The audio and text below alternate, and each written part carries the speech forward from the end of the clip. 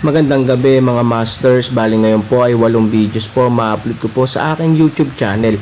Tama nga mga masters, 8 videos nga po ma-upload ko. Yon, what's up mga masters? Nandito na naman tayo sa panibagong araw, panibagong kabanata na naman ang pagsasama-samahan natin ngayon guys.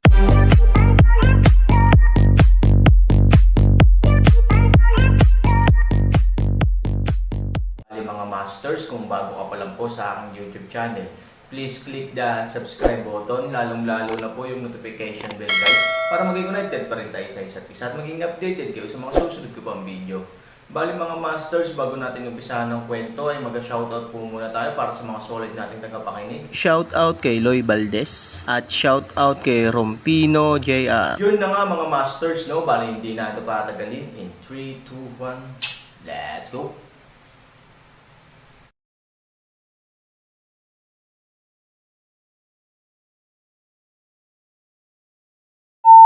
Nang marinig ang tunog na ito, biglang iminulat ni Aaron ang kanyang mga mata at nakita niya ang asol na kalangitan sa kanyang harapan, ang mga puting ulap ay kumukulot, ang berdeng espasyo na kumakalat sa ilalim ng kanyang mga paa, at ang damo ay natiwangwang. Sa malapit, hinuhugasan ng dagat ang pader ng talampas. Maligayang pagdating, Aaron, maligayang pagdating sa dulo ng mundo at sa sulok ng dagat. Pagkababa ng boses ay biglang lumitaw ang isang itim na anino. Isang puting mukha na halimaw na nakaitim ang lumitaw sa harap ni Aaron, na 30 metro ang layo. Ang kanyang damit ay parang katawan ng paniki. Exaggerated ito at mukhang nakakadiri at creepy. Bukod pa rito, ang kanyang mukha ay parang isang maputlang mukha na pinahiren ng hindi mabilang na harina at pulang dugo na mga mata. Hindi sinasabi na kapag naglalakad sa kalye, alam ng iba na hindi naman masama ang kanyang pagkakakilanlan. Napangiti siya, ipinakita ang mapanglon niyang mga pangil. Ang dulo ng mundo, ang sulok ng dagat. Pagtingin sa paligid, para talaga itong sulok ng bangin sa langit. Walang usok sa malawak na lugar, ang berdeng damo ay wala sa paningin, at ang dagat ay parang langit. Ikaw ba ang Night Devil? Malamig na sabi ni Aaron. Kung makukuha mo ang kaalaman ng Aaron na nag-e-enjoy sa mundo, mukhang hindi ako masama. Oo, ako ang Night Devil. Ngumisi ang Night Devil. Hindi kita kilala dahil magaling ka, pero dahil lang sa tumatakas ka sa araw. Napakadaling tandaan, sabi ni Aaron na may malamig na ngiti. Anong pinagsasabi mo? Biglang nagmukhang malamig ang Night Devil. Nasaan ang mga kapatid ko? Biglang iniba ng Aaron ang topic. Malamig na ngumiti ang Night Devil at iwinagayway ang kanyang malaking kamay. Isang malaking transparent na hadlang ang lumitaw 100 metro ang layo. Sa loob ng harang, daan-daang tao ang natrap. Kabilang sa 7 halimaw sa Jangbei, maliban sa una, ang malaking pancake na Tian at Ursan, ang pang-4 at pang-5, kasama sina Liu Xia at Chimei Ziking, ay lahat sa kanila. Ang mga disipulo at fuli ng misteryosong alyansa ng mga tao, pati na rin ang ilang iba pang mga taong kilala o hindi kilala ni Aaron. 3,000. Ang galing Ziyahan, leader ng alyansa. Sa sandaling makita nila ang Aaron, agad silang humingi ng tulong sa kasabikan at kasabikan. Gayunpaman, ang hadlang ay nagpapahirap sa kanila na sumulong, kaya kailangan nilang mabalisa. Hindi, kahit si Handaxia ay pumunta dito, kaya tayo. Hindi pa ba tayo tapos? Ang ilang mga tao ay nag-aalala, biglang nag-iisip ng isang bagay, hindi mula sa biglaang pagkawala ng kalsada. Hayaan mo sila. Malamig na sabi ni Aaron. Ano? Ang Night Devil na pabirong hinukay ang kanyang mga tenga gamit ang kanyang mga kamay, at sinabing, kung tama ang narinig ko, tinuturuan mo lang ba akong gumawa ng mga bagay o inuutusan akong gumawa ng mga bagay? Aaron, baka sa araw, pwede mo akong utusan ng kahit ano, pero sa gabi. Ang Diablo sa gabi ay nagbigay ng malamig na ngiti, pagkatapos ay galit na sinabi, narito, ako ang ganap na hari. Pagkababa ng boses, isang malakas na itim na gas ang biglang pinakawalan mula sa kanya. 10 metro ang layo, hindi man lang ito napansin ng Aaron. Naramdaman na lang niya na bigla siyang inatake ng napakalaking kakaibang puwersa sa kanyang dibdib. Pagkatapos, lumipad siya ng ilang metro at tuluyang bumagsak sa lupa. 3,000. Leader ng alyansa, ang galing Ziyahan. Habang ang Aaron ay agad na nataman, ang puso ng lahat ay agad na tumaas sa kanyang lalamunan. Pagkatapos ng lahat, ang Aaron ang tanging pag-asa para sa kanilang lahat. Wiped ang dugo ng panasan bibig sulok, Aaron basta-basta ng isang ngiti, climbed up mula sa lupa, naghahanap sa gabi Diablo, malamig at paraan, isang maliit na. Interesante. Ang gabing Diablo ay ngumiti at yamakap gamit ang kanyang mga kamay, tama ba iyon? Maraming mga kagiliw-giliw na bagay, ngunit natatakot ako na hindi mo kayang bayaran ang mga ito. Panipi, hindi ko ito kayang bayaran. Hindi ka dapat maging isang pagong na lumiliit tulad ng sa araw, at ako ay nasiyahan, malamig na tunog ng inumin, Aaron biglang paan ng isang acceleration, katawan ng isang sasakyan, direktang layunin sa gabi demonyo pagkatapos ay ilunsad ang isang pag-atake. Iyon lang. Sa harap ng Aaron's mabangis na pag-atake, ang gabi Diablo ay hindi nalilito at mabagal, malamig na boses disdain sa pag-inom, pagkatapos ng kanang kamay bahagyang pinilit. Bang-bang! Agad na nagkita ang dalawang panig. Ang dobleng kamao ng Aaron ay napakabilis at napakalakas, ngunit nagagawang harangan sila ng Night Devil gamit ang isang kamay, na napakadali. Ang Aaron ay tila lubhang mabangis, ngunit sa hindi inaasahan sa harap ng Diablo sa gabi, tila hindi ito mabangis. Huwakwan bordado ang mga binti. Hinamak ang isang ngiti, gabi demonyo isa pang idol kaliwang kamay biglang sumali, direkta sa pamamagitan ng pagtatanggol sa pag-atake. Kumunat ang kilay ni Aaron. Bagamat hindi perpekto ang kanyang boxing, napakabilis ng kanyang bilis dahil may magulo siyang chi sa kanyang body at body method na blessing. Hindi nagulat si Aaron na mapipigilan ito ng Diablo sa gabi, ngunit hindi ka panipaniwala na napigilan niya ito ng ganoon kadali. Mahirap ba? Tama ba talaga ang demonyong dragon na iyon? Sa kaharian na ito, siya ang ganap na hari.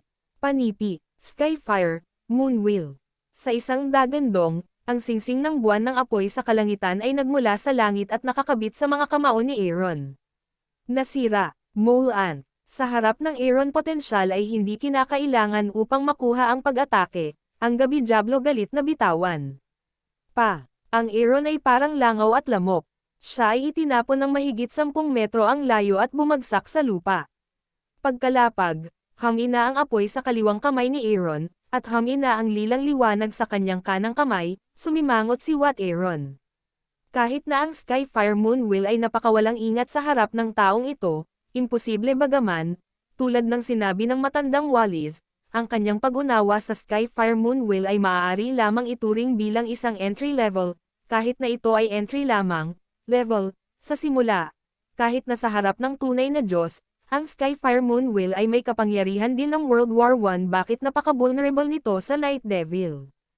Kaya, imposible. Dapat may kakaiba, hindi, kahit ang dakilang Ziyahan ay hindi kalaban ng lalaking iyon. Gusto na naming makaalis dito. Kaya lang, panaginip lang. Oo, tapos na. Anong gagawin natin? Huwag kang panghinaan ng loob. Aaron ang kapatid ko. Kilala ko siya. Walang imposible sa kanya. Male iligtas niya tayo. Ang daw 12 ay hindi nag-aalala. Bilang isang kapatid, mayroon lamang siyang walang katapusang pagtitiwala, tama. Matatag din si Liu Fang, naniniwala din ako na kaya ng 3,001. May tiwala sa aking mga mata, naniniwala din kami sa pinuno sa harap ng matibay na suporta ng maraming tao, ang mga nagpapanik sa diwa ng mga nakakalat na tao, ngunit mabilis ding nagpapatatag ng isip. Tama. Siya si Aaron, ang tagapagsalita ng mga himala. Ano ang kinatatakutan natin sa kanya? Tama. Lahat sila ay puno ng ambisyon. Nang marinig ang mga boses na ito, mapait na ngumiti si Aaron. Himala ba ito? Paano magkakaroon ng napakaraming himala? Nagdurusa lang ito sa hindi makakain ng mga ordinaryong tao. Ngayon ang kakaibang demonyong gabing ito. Ano ang dapat nating gawin? Dahil sinabi ng Magic Dragon na siya ang master dito, dalawa lang ang paraan para masira ang bandito. Ang isa ay ang espiritu ng masamang dragon ay direktang pinigilan ng kanyang sariling gininto ang katawan at sinira ang pagbabawal mula sa labas, tulad ng paghahanap sa Diablo sa gabi at pagpatay sa kanya. Sa kabilang banda, kung siya ang ganap na Panginoon sa larangan, direkta niyang sisirain ang larangan, at ang tinatawag na master ay natural na umiiral. Pinili ng Aaron ang huli. Kung malakas ka, gagawin ko rin. 4 na kaluluwa ng hilaga. Ang pagkakatawang tao sa labas ng katawan, 1 hanggang 8. The Waxenjing. Kulog sa lahat ng direksyon, kulog sa loob ng 9 na araw. Moonwheel of Skyfire. 4 Beasts Guard. Boom. Bang bang. Sa 3,000 galit na boses ng isang dagandong, ang mundo ay nagbabago ng kulay, ang hangin at ang ulan ay mabilis. Ang apoy sa lupa ay naglalagablab, at ang langit ay puno ng lilang kulog. Sa pagpapala ng 8 pagkakatawang tao, ang Skyfire Moonwheel ay nagkatawang tao sa 16 na lightsabers, na nasira sa lahat ng direksyon. Tandang padamdam. Pagkatapos ay makikipaglaro ako ng malaki sa iyo. Si Aaron ay malamig at nakangiti. Nang bumagsak ang boses, ang Aaron ay itim at ginintoang, at ang kanyang mga mata ay namumula na sa dugo. Sa kanyang panunuya, siya ay sobrang bangis, at ang mga taong nanonood ay natakot. Ikaw daw, kayang sirain ang langit at lupa gamit ang iyong kamay. Palagi kong iniisip na ito ay isang pang-uri upang ilarawan ang isang taong may mataas na kakayahan. Ngunit ngayon, alam ko na hindi ito isang pang-uri. Ito ay isang pahayag. Walang pagmamalabos na sirain ang langit at lupa, ngunit hindi ko pa ito nakita noon. Walang katakataka sa kadakilaan ng mundo. Ito ay malinaw na isang matandang kasabihan na hinango mula sa mga aralin ng isang siglo. Nagbabago ang kulay ng langit at lupa, may apoy ang lupa, may kulog ang langit, takot. Ang demonyong Diyos ay talagang demonyong Diyos. Siya ay napakalakas na ang kanyang ina ay may hangover. Maraming tao ang direktang nabigla sa imaheng nasa harapan nila, bagaman maraming tao ang nakakita sa nakagigimbal na eksena ng mahigpit na pakikipaglaban ni Aaron kay Shuangshen noong nakaraang digmaan sa Kunlongshan. Ngunit, sa panahong iyon, nasa malayo ako, nakikita ko lang ito mula sa malayo, natural, hindi ito nakakagulat tulad ng ngayon. Ang Aaron ay talagang makapangyarihan, lalo na ang pagpapala ng kaguluhan na Chi, na mas mabangis kaysa sa kung ano ang gusto niyang dumating. Wala siyang dapat. Iris Erba, baliin mo ako. Boom. Sa Aaron isang galit, maliban sa pangupalakol, ang pinakanangungunang armas ay wala doon, ang lahat ng mga galaw ay sa isang instant direktang pag-atake. Nasira ang kawalan, langit at lupa. Ang katapusan ng mundo ay nasa Ira. Ang sulok ng dagat ay gumuho. Ang Aaron ay karapat-dapat sa Aaron. Ang aking Night Devil ay hindi kailanman nagsilbi sa sinumang Diablo o Diyos, ngunit sa iyong pagganap ngayon, gagawa ako ng exception at tatawaging Diablo. Ito ang iyong kataas-taasang kaluwalhatian, at pati na rin, sa pagsasalita tungkol dito, ang Diablo sa gabi ay biglang umungo na may ngiti, ito rin ang huling karangalan na narinig mo. Sinabi ko na sa larangang ito, ako ang Panginoon, kaya ikaw. Lagi namang nunal na langgam. Nasira. Isang paghagis lang, ngunit ang kamay ay tila may lahat ng uri ng kapangyarihan, na may dalang hangin na biglang umihip. Bang-bang! Ang apoy ng lupa ay patay, at ang 9 na araw na Thunder Dragon ay nakatago sa madilim na ulap. Pagkatapos ay dumating ang 16 na langit na apoy na singsing ng buwan, na biglang nawala sa proseso ng paglipat ng pasulong.